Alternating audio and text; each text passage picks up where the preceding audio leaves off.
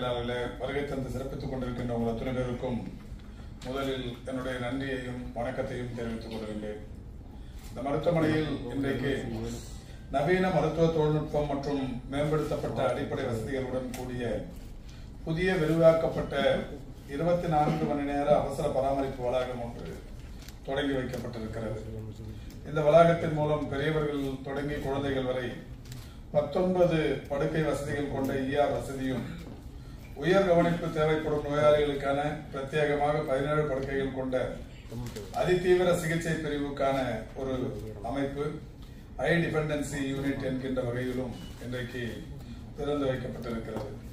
குழந்தைகள், இதயம் பாதிக்கப்பட்டவர்கள், பக்கவாதம், மீட்பு, தனிமைப்படுத்துதல், அவசர டயாலிசிஸ் மற்றும் பிரசவம் போன்றவற்றிற்கான தனித்துவமான பகுதியாக இந்த பகுதிகள் இன்றைக்கு தொடங்கி வைக்கப்பட்டிருக்கிறது. இதை பொறுத்தவரை ஒரு 25 அர்ப்பணிக்கப்பட்ட மருத்துவர்கள் இதில் பணியாற்றுவார்கள் என்றும், இதற்கென்று தனியாக ஒரு அதிவேக ஆம்புலன்ஸ் வசதியும் அதிவிரைவு சிகிச்சை முறைகளும் இன்றைக்கு பயன்பாட்டுக்கு வந்திருக்கிறது என்கின்ற வகையில் இந்த வசதிகளை தொடங்கி வைப்பதில் நான் உண்மையிலேயே பெருமை அடைகிறேன். கோயம்புத்தூரில் இருக்கிற பல்வேறு மருத்துவ கட்டமைப்புகளில் இந்த குப்புசாமி நாயுடு நினைவு மருத்துவமனை என்பது கோயம்புத்தூரின் அடையாளங்களில் ஒன்று என்று சொல்வதை காட்டிலும் தமிழகத்தின் மருத்துவத்துறை அடையாளங்களில் மிக முக்கியத்துவம் வாய்ந்த ஒன்றாக தொடர்ந்து குப்புசாமி நாயுடு மருத்துவமனை என்றாலே, GKNM மருத்துவமனை என்றாலே பல்வேறு வகையான பிரத்யேக சிகிச்சைகள் என்பது தொடர்ந்து பெயர் பெற்றும் வந்து கொண்டிருக்கிறது. குறிப்பாக புற்றுநோய், இதய பாதிப்புகள் போன்ற பல சிகிச்சைகளுக்கு இந்த மருத்துவமனையில் தொடர்ந்து பெரிய முக்கியத்துவம் அளிக்கப்பட்டு வருகிறது என்பதை நாம் அனைவருமே நன்றாக அறிவோம். புற்றுநோய்க்கான விழிப்புணர்வு இன்றைக்கு உலகம் முழுவதும் தேவைப்படுகிற நிலையில் ஒரு 10 ஆண்டுகளுக்கு முன்னாலேயே புற்றுநோய்க்கான பெரிய அளவிலான விழிப்புணர்வை ஏற்படுத்திய ஒரு மருத்துவ மையம் ஒன்று உண்டு என்றால் அது GKNM மருத்துவமனை என்பதை நாம் அனைவருமே நன்றாக அறிவோம். இன்றைக்கு உலகம் முழுவதும் அதிக பாதிப்புகளை, புற்றுநோய் பாதிப்புகள் உருவாக்கி கொண்டிருக்கிறது. காரணம், நாம் அன்றாடம் மேற்கொள்ளும் அந்த உணவு பழக்க வழக்கங்கள் போன்ற பல்வேறு விஷயங்களின் காரணமாக இன்றைக்கு இந்த புற்றுநோய் பாதிப்புகள் என்பது அதிகரிக்க தொடங்கி இருக்கிறது. மாண்புமிகு தமிழ்நாட்டின் முதலமைச்சர்களுடைய வழிகாட்டுதலின்படி கடந்த ஆண்டு இதே ஈரோடு, திருப்பத்தூர், ராணிப்பேட்டை, கன்னியாகுமரி ஆகிய 4 மாவட்டங்களில் புற்றுநோய் பாதிப்புகள் அதிகரித்திருக்கிற நிலையில் அந்த 4 மாவட்டங்களைச் சேர்ந்த 18 வயதுக்கும் தாண்டிய அனைத்து பொதுமக்களுக்கும் புற்றுநோய் பரிசோதனைகளை 100% செய்வது என்கின்ற வகையில் ஒரு திட்டம் தொடங்கப்பட்டது.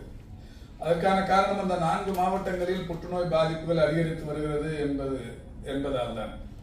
அதற்கு உண்மையான காரணத்தை நீங்களும் கூட நன்றாக அறிவீர்கள். சாயப்பட்டறை கழிவுகள், தோல் பதனிடும் தொழிற்சாலைகளில் இருந்து வருகிற கழிவுகள், கன்னியாகுமரி போன்ற இடங்களில் ரப்பர் தோட்டங்கள் நிறைந்திருக்கிற பகுதிகள், இப்படி பல்வேறு காரணங்களின் காரணமாக அந்த 4 மாவட்டங்களிலும் புற்றுநோய் பாதிப்புகள் அதிகரிக்கிறது என்பதாலே அவர்களை எல்லாம் முழுமையாக பரிசோதிக்கிற பணியினை ஈரோட்டிலிருந்து நான் தொடங்கி வைத்து அந்த 4 மாவட்டங்களிலும் அந்த பணி நடைபெற்றுக் கொண்டிருக்கிறது.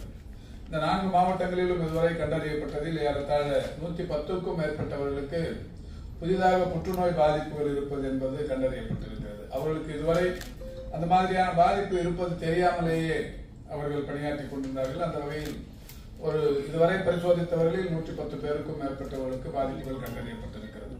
இந்த நிலையில் தான் மாண்புமிகு தமிழ்நாட்டின் முதலமைச்சர்களுடைய அறிவார்ந்த ஆலோசனைகளை பெற்று இந்த ஆண்டு தமிழ்நாடு முழுவதிலும் 38 வருவாய் மாவட்டங்களிலும் இந்த புற்றுநோய் கண்டறியும் பணியினை தொடங்குவது என்று முடிவெடுத்து அதற்கான திட்டமிடுதலை அரசு செய்து கொண்டிருக்கிறது. நிச்சயம் இந்த மாதிரியான அந்த கண்டறியும் பணி தொடங்கினால் புதிய அளவிலான முதல் நிலை, 2ஆம் நிலையில் இருக்கிற புற்றுநோய் பாதிப்பாளர்கள் உயிர் காப்பாற்றப்படுவார்கள் என்பது உறுதி. அந்த வகையில் இந்த பணி நடைபெற்றுக் கொண்டிருக்கிறது. இங்கே தொடக்கத்தில் என்னை குறித்து அறிமுகம் செய்தவர்கள் தமிழ்நாட்டில் இன்றைக்கு செயல்படுத்தப்பட்டுக் கொண்டிருக்கிற திட்டங்கள் குறித்தும் இங்கே பேசினார்கள்.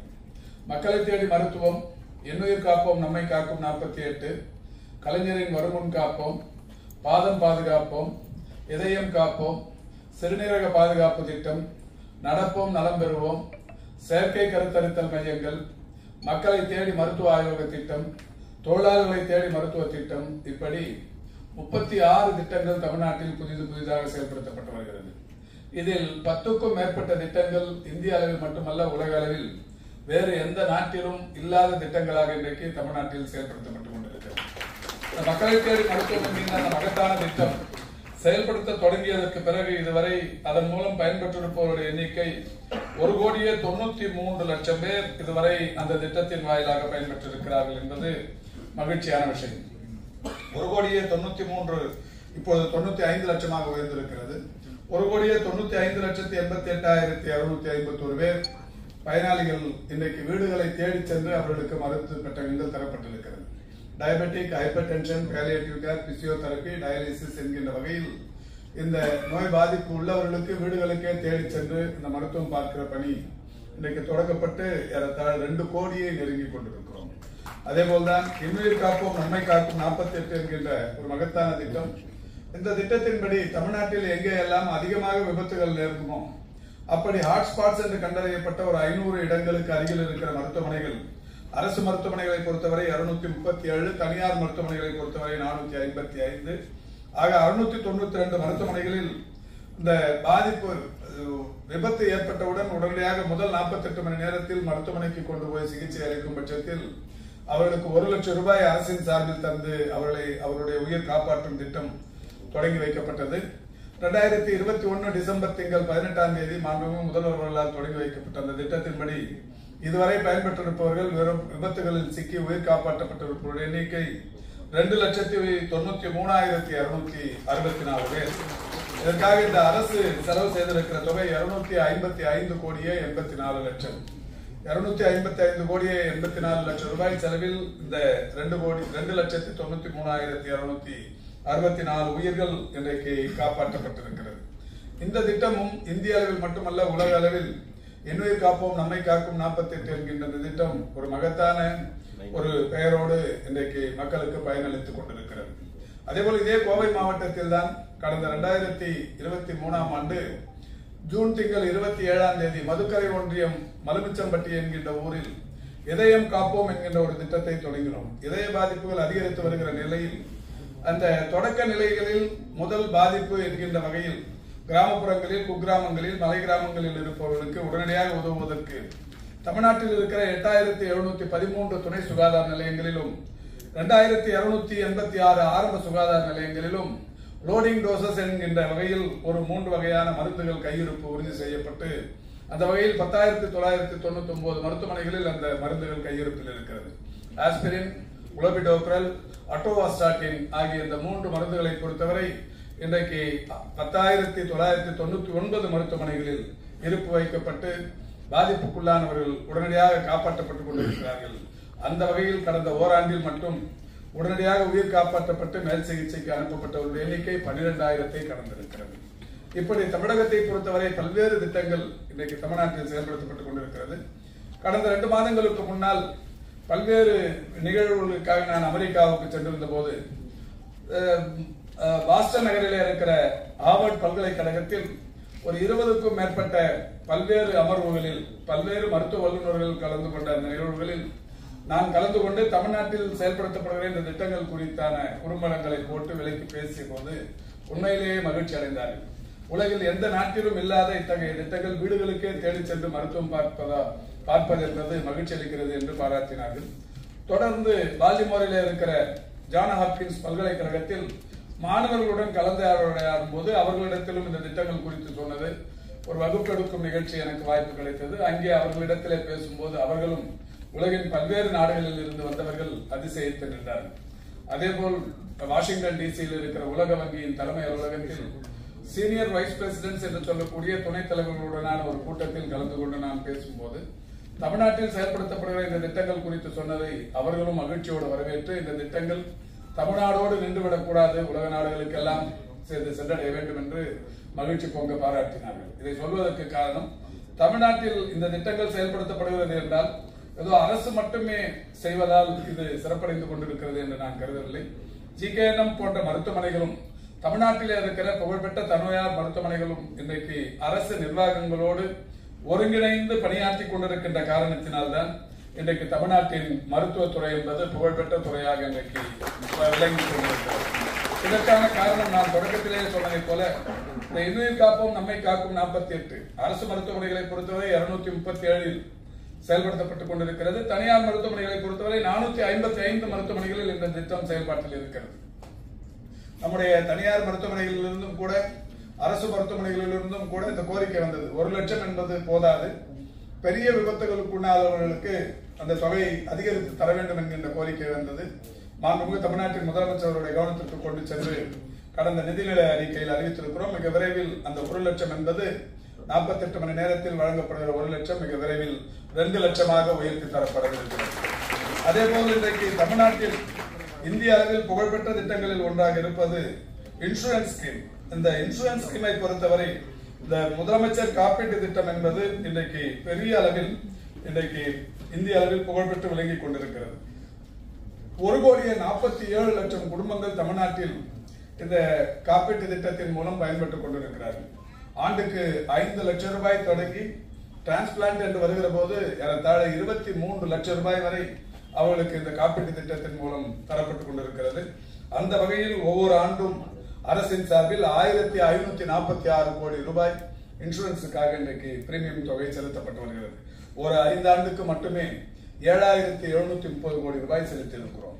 ஆக ஒவ்வொரு ஆண்டும் 1,546 கோடி ரூபாய் அரசின் சார்பில் இந்த இன்சூரன்ஸுக்காக நாம் செலுத்தி வருகிறோம். அந்த வகையில் இந்த காப்பீட்டு திட்டத்தின் மூலம் தமிழ்நாட்டில் எவ்வளவு மருத்துவமனைகளில் இதன் மூலம் பயன்பட்டு வருகிறார்கள் என்றால், அரசு மருத்துவமனைகளை பொறுத்தவரை 855, தனியார் மருத்துவமனைகளை பொறுத்தவரை 990.